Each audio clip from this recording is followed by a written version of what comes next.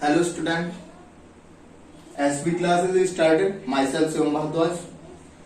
मैं आप सबको ये बताना चाहूंगा कि जो सिलेबस में से रिड्यूस हुआ है केमिस्ट्री पोर्शन में से, मैं उसको डिस्कस करने वाला हूं यहाँ पे। फर्स्टली हम प्रिडिक्ट करते हैं क्लास 11 में से केमिस्ट्री के चैप्टर कुछ डिलीट हुए हैं। जो फर्स्ट चैप्टर है states of matter, second chapter hydrogen, third chapter S block element, fourth chapter P block element and fifth chapter environmental chemistry. But हमारा मानना यह है कि अभी एनटीए ने कोई ऑफिशियल नोटिफिकेशन नहीं दिया है इसके पीछे, तो हम इसको नीट प्रिपरेशन में डिलीटेड पोर्शन नहीं कर सकते। जब तक कि एनटीए कोई भी ऑफिशियल नोटिफिकेशन हमें नहीं देगा तो हम इन कुछ चैप्टरों को डिलीट नहीं करेंगे। और दूसरी बात ये, अगर हम इन्हें डिलीट भी कर दें बट हमारे लिए इंपॉर्टेंट है, क्योंकि P block element is the one of the most important chapter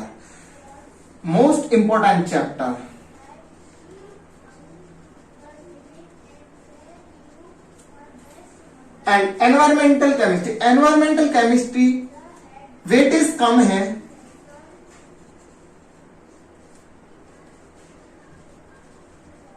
but knowledge gain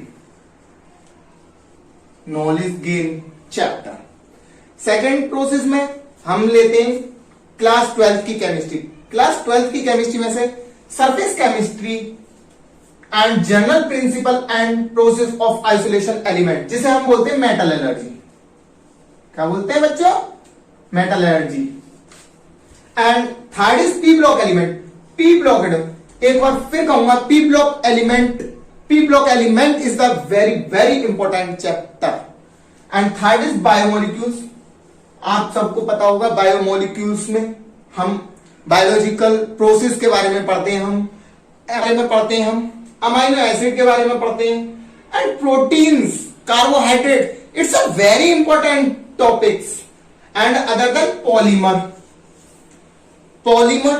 polymer में हम पीवीसी के बारे में पढ़ते हैं, प्लास्टिक थर्मोसेटिंग के बारे में पढ़ते हैं। एंड नेक्स्ट चैप्टर है ऑर्गेनिक कंपाउंड कंटेनिंग नाइट्रोजन। ये डिलीटेड चैप्टर नहीं है, बट इसको रिनेम्ड कर दिया है, अमाइंस दे दिया है, जिसका नाम दिया है cyanide and isocyanide. Next topic है बायोलॉजी क्लास 11।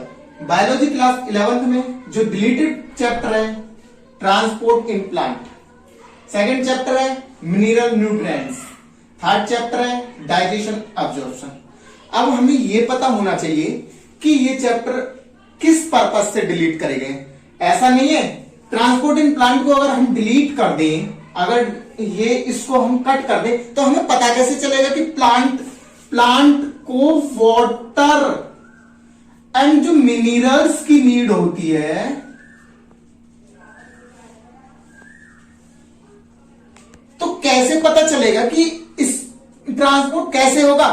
और इसमें काफी प्रोसेस है ट्रांसपोर्ट इन प्लांट में। डिफ्यूजन है, ऑस्मोसिस है, अपहिल ट्रांसपोर्ट है and so on topics are there in transport in plants. Next है मिनरल न्यूट्रिएंट्स। अब हमें यह पता होना चाहिए कि अगर प्लांट को किसी भी मिनरल्स की नीड है तो हमें कैसे पता चलेगा। कार्बन, हाइड्रोजन, ऑक्सीजन, नाइट्रोजन, इस चैप्टर में हम जो डिस्कस करते हैं वो mostly micronutrients and macronutrients, yellow season, ये सब हम इसमें डिस्कस करते हैं। थर्ड चैप्टर है हमारा digestion and absorption. Digestion and absorption में देखा जाए तो सबको पता है कि बायोलॉजिकल फील्ड में कितना यूजफुल है, बट इन्होंने डिलीट कर दिया इस चैप्टर को सीबीएसई बोर्ड से। नीट पर्पस से कोई ऑफिशियल नोटिफिकेशन नहीं है। मैं ये आपको बार बार बता रहा हूं कि नीट पर्पस से कोई ऑफिशियल वेबसाइट पे एनटीए ने कोई ऑफिशियल नोटिफिकेशन नहीं डाला है।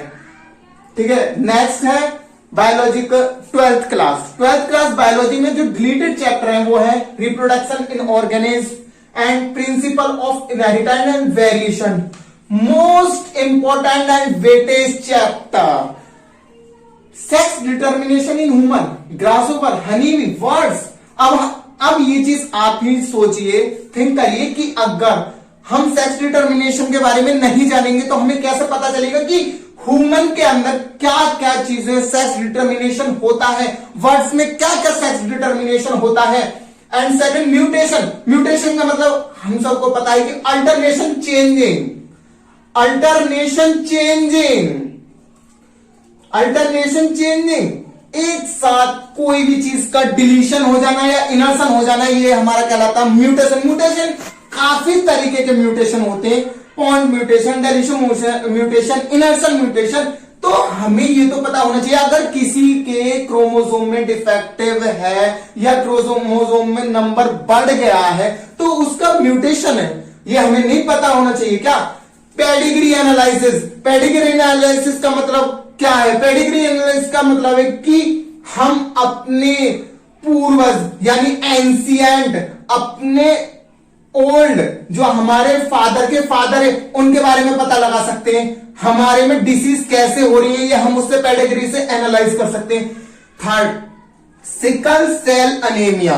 Sickle cell anaemia very very important topic, but इसको डिलीट कर दिया गया है। लेकिन इसमें एक चीज थी सिकल सेल अनीमिया में, ब्लड का कोगुलेशन हो जाना। एंड थर्ड लास्ट पॉइंट है इसका फिनाइलक्यूटिनिरिया। उसके बाद आते हैं इवोल्यूशन। अब आप ही इस चीज को सोच सकते हैं कि इवोल्यूशन में lemma theory and brief account of evolution, बच्चे को ये तो पता होना चाहिए कि हमारा जन्म कैसे हुआ, हम कैसे, हम अर्थ पर कैसे आए, अर्थ पर क्या हुआ, कौन सी गैसें आई, क्या चीज फर्स्ट है। लेकिन यही चीज नहीं है। मैं ये कहता हूं कि ये भला ही सिलेबस से डिलीट कर दिए गए हैं तो लेकिन इनको पढ़ना जरूर चाहिए हमको, क्योंकि इससे हमें नॉलेज गेन होती है, हमें पता चलता है कि हमारे पूर्वज, हमारी अर्थ पे क्या क्या गैसें थी, क्या क्या था। उसके बाद आता है इकोसिस्टम। अब एक चीज बताइए, आप इकोसिस्टम के बारे में नहीं पढ़ोगे क्या? इकोसिस्टम के बारे में हमें पढ़ना चाहिए। क्यों? क्योंकि इकोसिस्टम में हमें पता चलेगा कि न्यूट्रिएंट साइकिल क्या है, इकोलॉजिकल सक्सेशन क्या है, हमें पता रहना चाहिए कि हमारे इकोसिस्टम में क्या चीजें हो रही हैं, क्या है। थर्ड है एनवायरमेंटल इशू। एनवायरमेंटल इशू में क्या नहीं हमें पढ़ना चाहिए? एनवायरमेंटल इशू को नहीं पढ़ना चाहिए हमें। ये भी एनवायरमेंटल इशू में जो टॉपिक डिस्कस करे जाते हैं, sound pollution, noise pollution, wind pollution, air pollution, क्या हमारे लिए बेनिफिशियल नहीं है? हमें ये कैसे पता होगा कि एयर पॉल्यूशन कैसे होता है? हमें ये कैसे पता होगा साउंड पॉल्यूशन कैसे हो रहा है? कितने डेविएशन पे क्या होती है? ओजोन लेयर क्या होती है? ओजोन लेयर को किससे मेजर करा जाता है? ये पता होना चाहिए ना। ओजोन लेयर क्या होती है ये एनवायरमेंटल इशू में पढ़ाया जाता है। लेकिन बट इन्होंने ये चीज कट कर दिया सिलेबस से। भले ही कट कर दियो हो या कुछ भी कर दियो, मैं लास्ट मोमेंट पे आप सभी से यही कहूंगा कि नीट एनटीए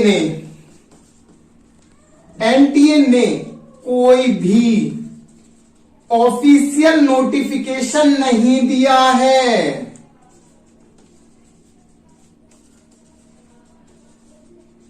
नहीं दिया है। सीबीएसई बोर्ड ने सिर्फ कट ऑफ कराए। क्यों? क्योंकि कोविड-19 के प्रोटेक्शन, कोविड-19 में जो बच्चों का लॉस हुआ है उसको देखते हुए सीबीएसई बोर्ड ने सिर्फ और सिर्फ ये चैप्टर डिलीट किए हैं। Thank you student. मैं आपसे एक ही रिक्वेस्ट करूंगा, इस चैनल को सब्सक्राइब करें, लाइक करें एंड फॉरवर्ड करें, जिससे बच्चे के प्रॉब्लम ना हो रिडक्शन सिलेबस को देखने में, जो डिलीट पोर्शन हुआ है उसको देखने में प्रॉब्लम ना हो, वो समझ सके कि क्या क्या पोर्शन डिलीट हुआ है, क्या नहीं हुआ है। लेकिन बट मैं यही कहूंगा फिर भी लास्ट मोमेंट पे कि जो पोर्शन डिलीट हो गया उसे एक बार जरूर पढ़े। और यूट्यूब पर काफी चैनल मिल जाएंगे, लेकिन जो भी मटेरियल मैं दे रहा हूं वो एक बेस्ट मटेरियल होगा। और इसको फॉरवर्ड करें, लाइक करें एंड शेयर करें एंड सब्सक्राइब करें। Thank you.